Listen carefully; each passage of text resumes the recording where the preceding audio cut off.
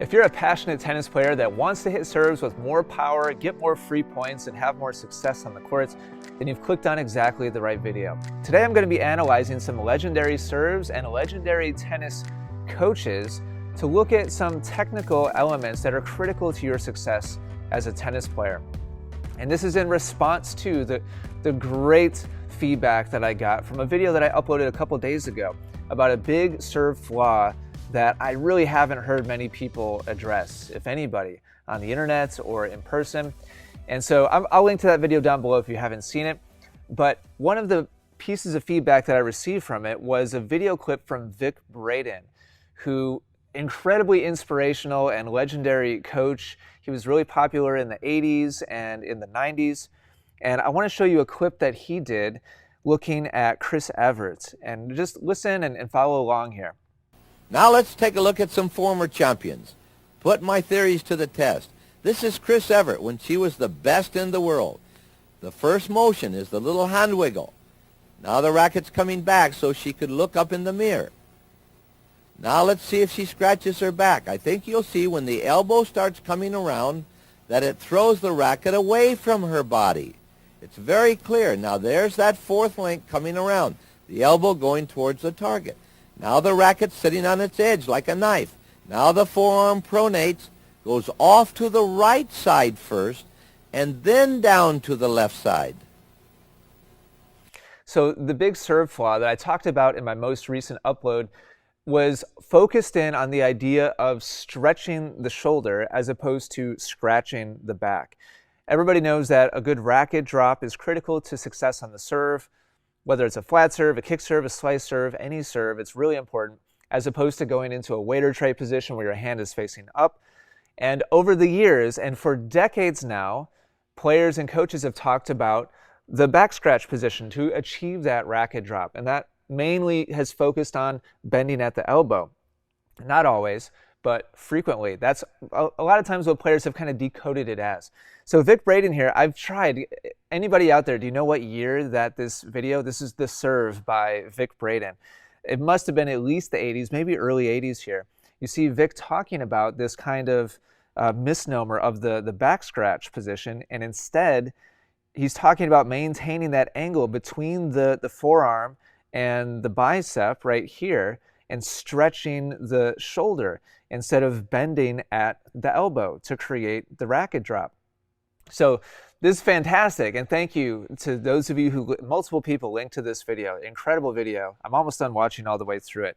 Here's a few more thoughts from Vic. He flipped it around to a lefty angle, and here's a couple more thoughts from him on the whole idea of the back scratch position. Again, the racket is going away from the body, so there's no such thing as scratching your back. The elbow goes forward, that's the fourth link, the racket's on its edge. Now you'll have to pronate. The racket will turn in the opposite direction and then come down the other side. So he's being really clear there about avoiding, or rather kind of debunking directly the whole idea of scratching the back. And so it's kind of fascinating to me as a tennis coach, and having grown up learning tennis in the early 90s, and Vic Braden at that point was already kind of a legendary figure among tennis teachers, and yet the whole idea of back scratch position had been around for decades already, and it still gets thrown out there a ton to try to achieve a good racket drop. Now, he looks at some slow motion video of another legend of the game and goes even a little bit deeper. Here, listen to this. Around the world, I hear people say, scratch your back on the serve. But you don't want to scratch your back. You want to scratch a friend's back. All right, Mitch, come on in. We'll show them how we do this now. Mitch is standing there. I'm showing you that I'm not going to scratch my back, that when I turn like this, I'm scratching Mitch's back. I hope you see that clearly. Don't scratch your back, scratch a friend's back. Well, do the great players really scratch a friend's back? Let's take a look. Here's Arthur Ashe. He's coiling his body. Notice that his hitting hand is down, the palm is down. The racket comes back, but because he's turning, the racket goes away from his back. He does not scratch his back. Now he's getting ready to scratch a friend's back. That's Arthur Ashe. So I want to draw your attention to one phrase, and to me, this is the key phrase or idea, at least for myself. The reason why I brought up this whole topic is because I found this flaw creeping into my own serve. I didn't used to do it. I used to keep distance between my racket and my head and my back. But recently, I've started to kind of tighten up and tense up. And so I've started to do more of that kind of arm-focused, back scratch kind of position, which has killed my power, my rhythm, my timing, my confidence in my serve. And I think this phrase that Vic uses is really kind of the key. Listen carefully. I'm not sure if I queued it up perfectly. Let's see. The racket comes back, but because he's turning, the racket goes away from his back. You hear that? Because he's turning, the racket moves away from the back. Just one more time. Listen to Vic's description there. Down, the racket comes back, but because he's turning, the racket goes away from his back. He does not scratch his back. So what Vic is saying here is because the body is uncoiling and rotating forwards, as the racket starts to fall, it falls away from the body. So we have different directions of movement here. The core in the body is uncoiling forwards, laterally towards the net.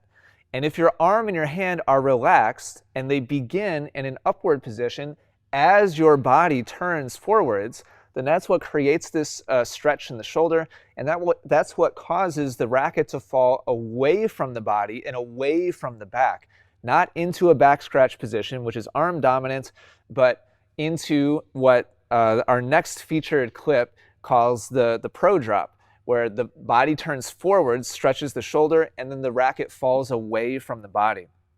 So I love this explanation from Vic, and thank you to those of you who sent it to me in the comments below that previous video. And now I asked, have you heard this talked about anywhere else? And so this, I think, was the best. I mean, Vic very directly here. It talks about the myth of the back stretch and what is actually happening instead. He doesn't talk about stretching the shoulder or lagging or anything like that, but more so is focusing on the body turning and scratching the friend's back. So Vic was so incredible because he just had this like friendly, passionate, excited way of describing things, using a lot of pictures and analogies and allegories and things like that. Incredible. I want to feature another online, or rather an online teacher now, Racket Flex. I think they deserve way more views. They're absolutely incredible.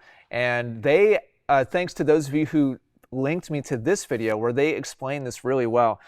Listen carefully and watch this carefully. I think this is a really nice explanation of this biomechanical element taking place. Listen carefully. The reason why is because it sets up your arm to get into what we like to call the pro drop. Now, by getting your palm down toward the court, we do something really powerful. We set up your arm to be able to rotate back externally. You see, with the palm down and your arm bent, you're in what's called internal shoulder rotation. And this is followed by a powerful external shoulder rotation that pros execute in the racket drop. So again, it's gonna look something like this. Number one, my shoulder is raising away. I'm gonna draw my arm back. I'm gonna bend my arm in. Now from here, I'm ready to blast the ball. So, internal, if you put your arm up to the side, horizontal upper arm, and put a 90-degree bend at your elbow, turning your palm forwards is internal shoulder rotation, and turning your arm back is external, Arthur Ashe, is external shoulder rotation. So when you set up in your setup position, your trophy pose, whatever you want to call it, and your body leads the swing, that drop of the racket is external shoulder rotation, aka stretching the shoulder. Not bending at the elbow, but stretching the shoulder. So I really like that demonstration and that explanation by the folks over at Racket Drop. I'll link to that video and also the Vic Braden video down below. But if you watch this video here, I love that they left a left-handed example in. This is kind of what I've been focusing on. And I'm not going to get into drills. A lot of you have been asking, okay, so what drills, what progressions can we use to work on this? What I've really been focusing on is the relationship between the chest and the body turning and the racket falling naturally because the hand and the arm is relaxed and because the chest is rotating, creating that stretch in the shoulder. If the hand and the racket initiates and is kind of like the driving force behind why the racket moves into the racket drop, and it's not because the body's turned, but simply because you're trying to perform a racket drop, that's when things get tight and tense and rigid and kind of like mechanical, and you're not going to have the same flow, and you're certainly not going to have the same power delivery as you would when you do things like this, the way that they're demonstrating here at Racket Flex, and the way that Arthur Ashe and Chris Evert and all the other legends of the game all time have always done things, is with these same fundamentals, the same essentials. That it's true for us today, just like it was for Arthur Ashe back in the 60s and the 70s and the 80s. So love these videos. Big thank you to all of you who shared them, and I just wanted to put it back out there and put the information back out there, make sure everybody's seeing these awesome examples. I think they're great explanations. And so just earlier today, I was doing some practice myself on this, and I see how much work I have to do. And I don't know when exactly this tension and tightness started coming into my motion, but I'm practicing myself. And if you'd like to see my practice routine, then click the like button and let me know in the comments down below. By the way, every time you click the like button on any of our videos, we donate a penny to the Milwaukee Tennis Education Foundation. You can check them out at mtef.com. And so thank you for that. Thank you for supporting us. Thank you for supporting our community. And thanks for all the great feedback and all the great clips that all of you shared with me. And hopefully soon I'll be posting a video of my practice routine working on moving away from the racket drop and moving towards the shoulder stretch, or the pro drop, as the gentlemen at Racket Flex like to say. Thanks for watching. Hope this was helpful. Let me know whatever other thoughts you have in the comments down below, and I'll see you in the next video.